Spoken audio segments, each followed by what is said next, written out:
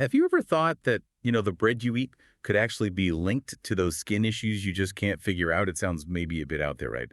But the connection is surprisingly real and, honestly, often completely missed. So today we're doing a deep dive into gluten-related skin disorders. And we're going beyond just the gut stuff because, well, as we're about to find out, gluten's effects can show up in really fascinating ways on your skin, your body's largest organ. That's absolutely right. It's really a whole spectrum of conditions. And for this deep dive, yeah, we're looking at three main groups. First, there are the autoimmune reactions, think celiac disease, and its very specific skin counterpart, dermatitis herpetiformis. Then we'll switch over to the IgE-mediated allergies, like wheat allergy, a totally different mechanism. And finally, we'll get into the, let's say, more recently understood and sometimes debated area of immune-mediated non-celiac gluten sensitivity. Okay, so our goal today is basically to give you a shortcut, a way to get well informed about these conditions pretty quickly. We want you to understand how differently they can show up and why spotting them is just so important. Your skin really can be a billboard for what's happening inside. All right, let's unpack this. So when we say gluten-related disorders, we mean this broad range of clinical conditions. They're all triggered by eating gluten, but crucially, only in people who are genetically predisposed. And the key point here is they involve both gut symptoms and what we call extraintestinal manifestations, things happening outside the gut. And these extraintestinal signs, well, they can affect almost any organ system, including, very commonly, the skin.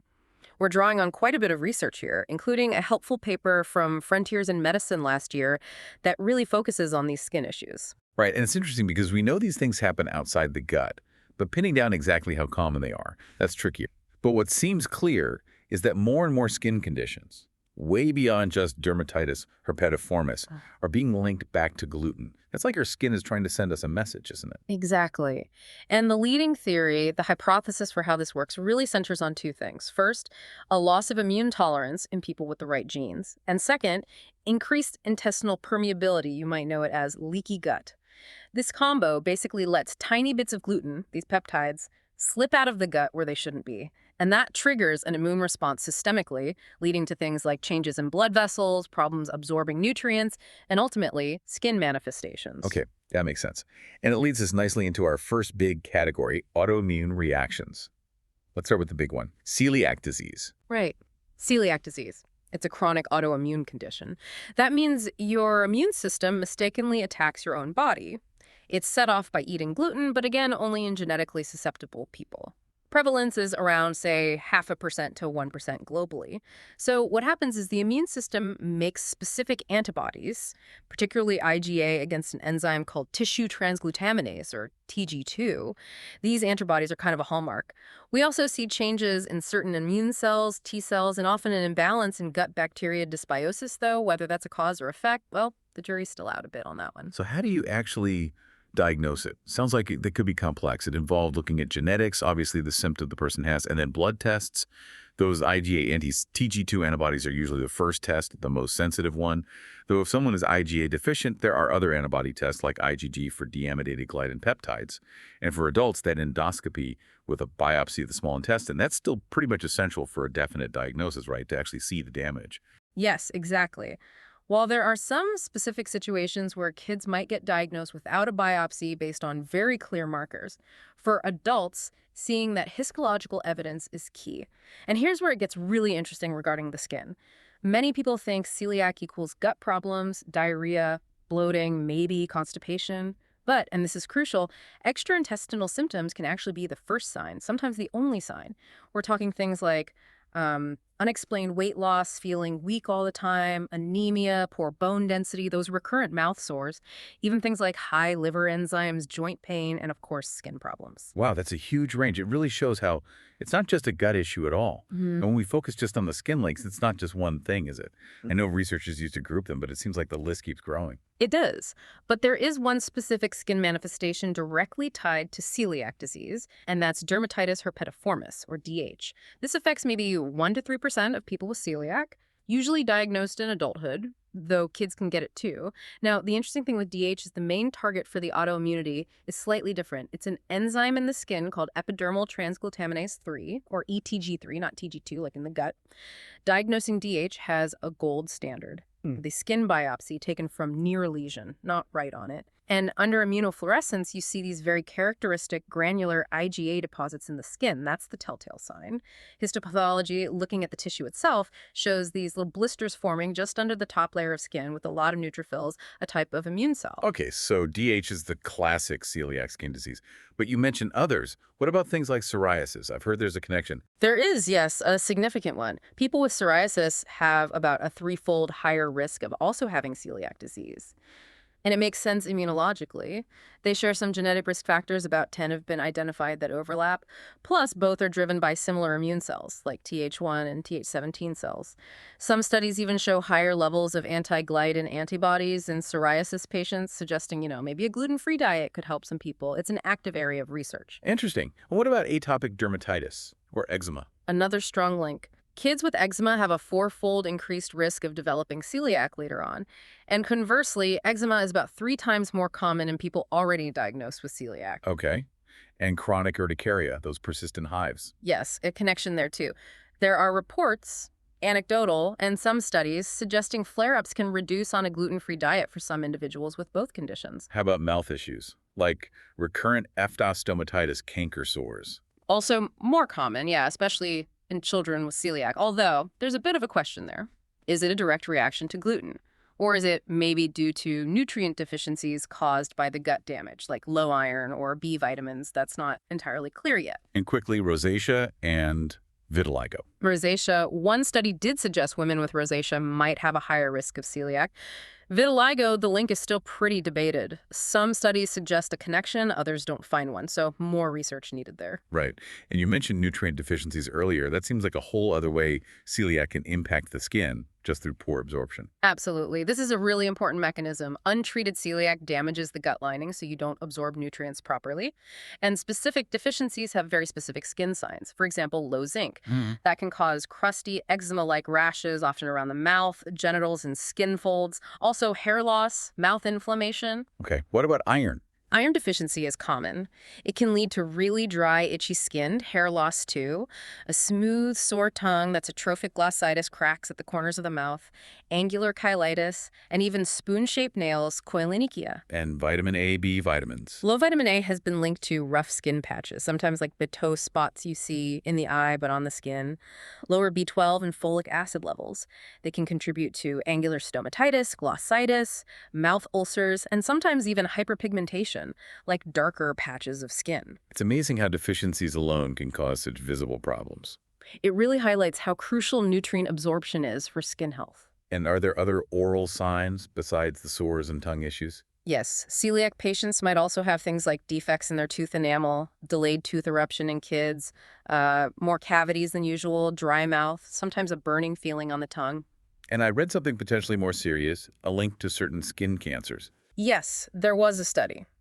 It's important not to overstate it as more research is needed, but it did find a possible link between long-term, untreated celiac disease and an increased risk of basal cell carcinoma and also anal carcinoma. The thinking is maybe chronic inflammation or exposure of mucous membranes to inflammatory molecules from the gut could play a role. It really just underscores the need for a thorough checkup, including all mucous membranes if celiac is suspected or diagnosed. Definitely. So wrapping up celiac skin issues, apart from DH, which might have specific treatments, the main management is A strict, lifelong gluten-free diet. That's the cornerstone treatment for celiac itself, and it's proven to help resolve many of these associated skin problems as well. It's non-negotiable for anyone with celiac. Okay. Let's switch gears then. Category 2. IgE-mediated allergy. This is different, right? We're talking wheat allergy. Completely different mechanism, yes. Wheat allergy is your classic allergic reaction.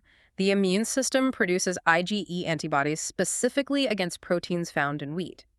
Crucially, it is not celiac disease. There's no autoimmune attack on the gut lining here. It's an immediate hypersensitivity reaction to wheat protein itself. Think of it like a peanut allergy, but to wheat.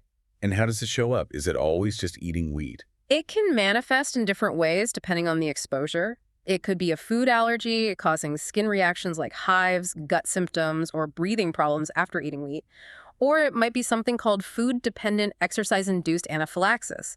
That's where you only react if you eat wheat and then exercise shortly after. It can also be an occupational hazard like baker's asthma from inhaling flour dust, or even contact urticaria, getting hives just from touching wheat. And the timing is faster than celiac symptoms typically. Much faster, usually. Symptoms typically start within minutes to maybe a couple of hours after exposure. How common is it? Prevalence is estimated around 1%, maybe ranging from 0.4% up to 4%, depending on the population and age group. It seems to be more common in children. But the good news is, many kids actually outgrow their wheat allergy by the time they're teenagers, around age 16. So what are the typical symptoms we might see? You can get urticaria hives, angioedema, which is swelling, often around the face or lips, asthma attacks, allergic rhinitis like hay fever symptoms, tummy pain, vomiting. Sometimes it can cause an acute flare-up of existing eczema. And in the worst cases, systemic anaphylaxis, which is a severe, life-threatening reaction. You mentioned that exercise-induced type being common in adults. Yes, wheat-dependent exercise-induced anaphylaxis, or WDEIA, seems to be the most frequent form diagnosed in adults. And interestingly, sometimes other factors like taking NSAIDs like ibuprofen or drinking alcohol around the same time as eating wheat and exercising can also trigger it. Gut symptoms in adults with wheat allergy can actually be quite subtle, easy to miss sometimes. And what about skin symptoms, specifically in wheat allergy? They're very common. One study found skin symptoms in nearly 70% of wheat allergy cases. Hives and angioedema were the most frequent, seen in about 42% of patients. Closely followed by eczematous dermatitis flare-ups of eczema in about 41%. Less common were things like just generalized itching or even lesions that looked a bit like psoriasis. Okay, so that's wheat allergy. Yeah. Different trigger, different mechanism, often faster reaction.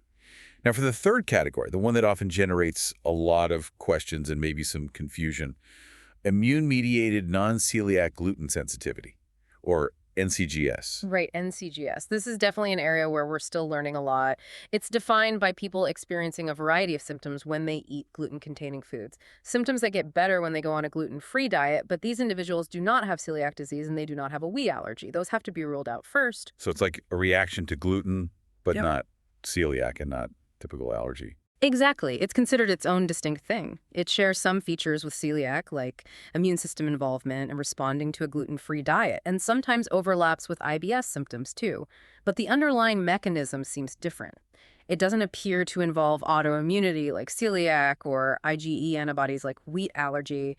The current thinking points more towards the innate immune system, the body's sort of initial non-specific defense system being activated. And is it definitely just gluten, or could it be other things in wheat? That's a really important question and part of the complexity. Intestinal dysbiosis, that gut bacteria imbalance, might play a role, maybe making the gut lining a bit leaky. But yeah, is gliadin the main gluten component the only trigger?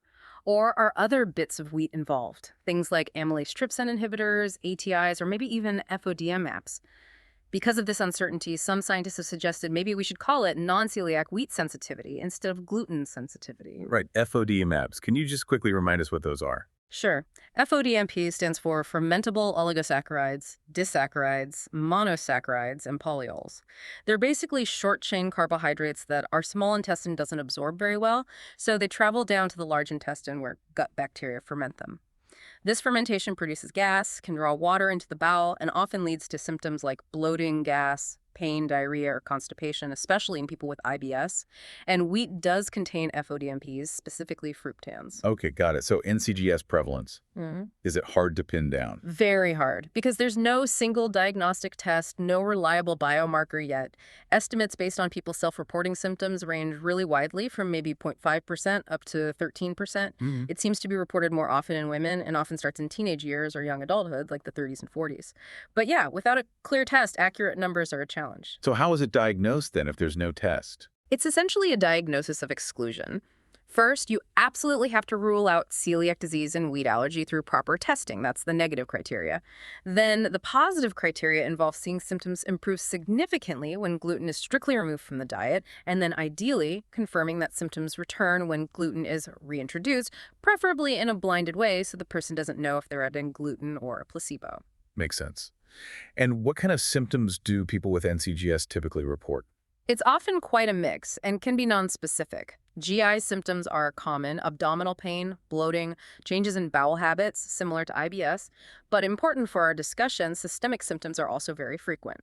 Things like fatigue or brain fog, headaches, joint and muscle pain, mood issues like anxiety or depression, and yes, skin problems. And the timing, similar to celiac or faster like wheat allergy. Kind of in between, usually. Symptoms often start within hours to maybe a few days after eating gluten, and they tend to resolve relatively quickly within days or maybe a week or two once gluten is stopped.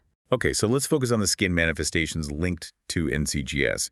What does the research show there? It sounds like this is a newer area. It is, and the studies are fewer, but what we have is quite intriguing. One study found about a third of NCGS patients who also had IBS-type symptoms also had atopic dermatitis, eczema.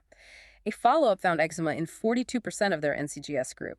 Clinically, the skin issues described in NCGS patients are often these non-specific itchy rashes. Sometimes they look a bit like dermatitis herpetiformis, sometimes more like subacute eczema. You might see reddish bumps, maybe tiny blisters, often scratched because they're intensely itchy. So clinically, it can mimic DH. But is there a way to tell them apart besides ruling out celiac first? Yes, this is where skin biopsies with immunofluorescence come in again.